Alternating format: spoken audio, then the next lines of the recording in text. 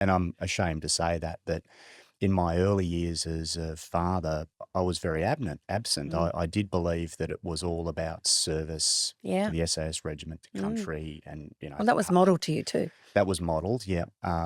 But I could reconcile that because it was this sense of service. And don't get me wrong, there was a bit of selfishness about that. I put a Still sandy wanted to be beret on my special. head and, yeah, I wanted to be special.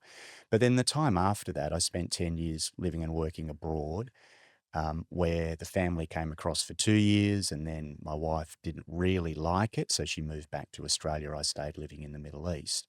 And now that I have the self awareness to think back on the reason why, I told myself a series of lies that I was so biased and prejudiced to the job, but it was all because I'm setting the family up for our future.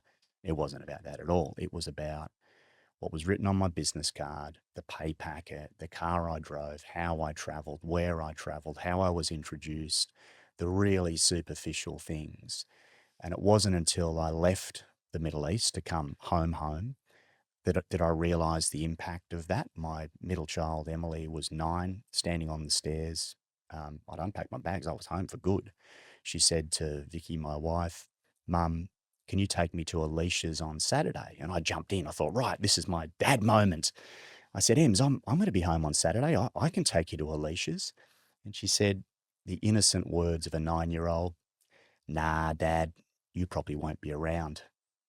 And it was that moment that I realised I've got a lot of work to do to be a good enough dad.